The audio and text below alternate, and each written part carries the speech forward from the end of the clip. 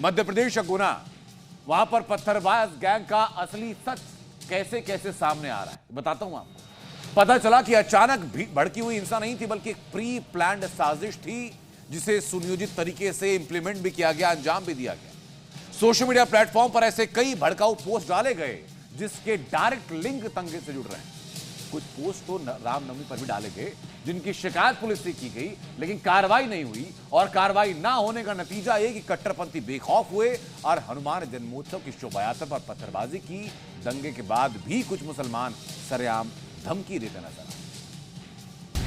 गुना दंगे में साजिश का स्क्रीनशॉट।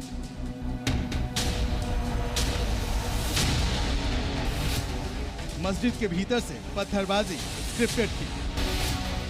रामनवमी पर भड़काऊ पोस्ट, हनुमान जयंती पर पत्थरबाजी।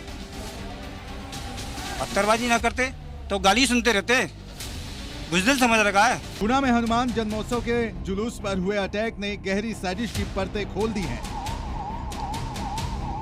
ये कोई अचानक भड़की हिंसा नहीं, बल्कि पहले से लिखी गई स्क्रिप्ट का हिस्सा थी, जिसके तार मास्टरमाइंड और उसके बेटे से डायरेक्ट जुड़ रहे हैं। शोभा यात्रा के दौरान जो दंगे भड़के, उसकी साजिश प्लांटेड थी और स्क्रिप्टेड भी। हनुमान जन्मोत्सव के दिन जो दंगे की साजिश रची गई, इसके पीछे के चेहरे हैं विक्की खान और उसका बेटा अमीन। दरअसल रामनवमी के दिन जब धार्मिक जुलूस मदीना मस्जिद के सामने से गुजरा था, इस साजिश की कहानी तभी से शुरू हो गई थी।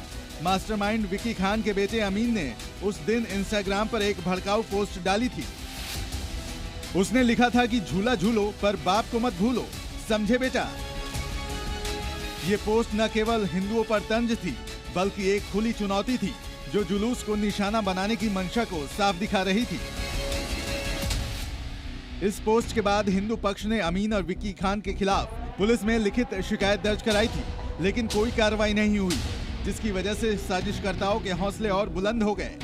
और फिर हनुमान जयंती के दिन जो हुआ, उसकी तस्वीरें आपके सामने हैं। जांच के दौरान पुलिस को हाथ लगे वो स्क्रीनशॉट्स जो इस हमले की प्लानिंग की गवाही दे रहे हैं। मस्जिद के भीतर से हनुमान जन्मोत्सव के जुलूस पर पत्थरबाजी के बाद सोशल मीडिया पर हिंदुओं को धमकाने वाले मैसेज भी सामने आए। मैसेज में एक आरोपी ने लिखा कि देखो मस्जिद के आगे से कैसे भगा भगा कर मारा।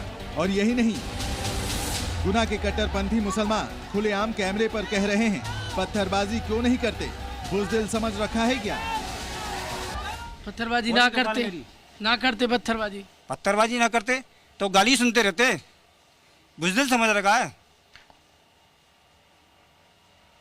तो वो वीडियो दिखा दी जो आप कर रहे थे। अरे मेरे पास वीडियो नहीं है, मैं वीडियो देख के आया हूँ बाजार में। कौन सा वाला, इस पक्ष का कि वो वाला जो पत्थर ये पक्ष का। गालियाँ बकते हुए किसी को दिखाई नहीं दिया।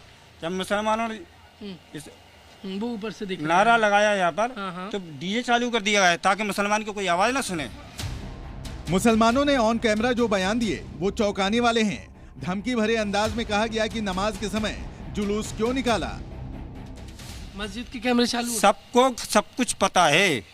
मस्जिद के कैमरे से कोई ताल्लुक ही नहीं है। कैमरे सरकारी वो लगे हुए हैं, पूरे यहाँ से तक सरकारी कैमरे लगे हुए हैं। क्या चेक करना चाहोगे आप? देखना चाहते हैं क्योंकि अभी तक एक वीडियो है। बिल्कुल सुकून से यहाँ से जुलूस निकल रहा था, सुकून से, कुछ भी नहीं था यहाँ। यहाँ नमाज पढ़ने वालों को निकाल दिया गया था। नमाज के बाद जुलूस निकला। इतने लड़के तो यहाँ मौजूद रहते हैं हमेशा। कितने? 10, 15, 20 लड़के तो यहाँ रहते हैं, ये उठने हैं यहाँ पर। हनुमान जन्मोत्सव के दिन भड़के दंगों ने गुना को दहला दिया। मस्जिद के पास से गुजर रहे जुलूस पर अचानक पत्थरों की बौछार शुरू हो गई थी और देखते ही देखते हिंसा उग्र हो गई। सोशल मीडिया पर भड़काऊ पोस्ट, धमकियां और सुनियोजित हमले इस बात का सबूत है कि कुछ असामाजिक तत्व सांप्रदायिक सौहार्द को बिगाड़ने की कोशिश में हैं। पुलिस की कार्रवाई और जांच से उम्मीद है कि इस साजिश के सभी दोषी बेनकाब होंगे। गुना से प्रमोद शर्मा के साथ ब्यूरो रिपोर्ट, जी मीडिया।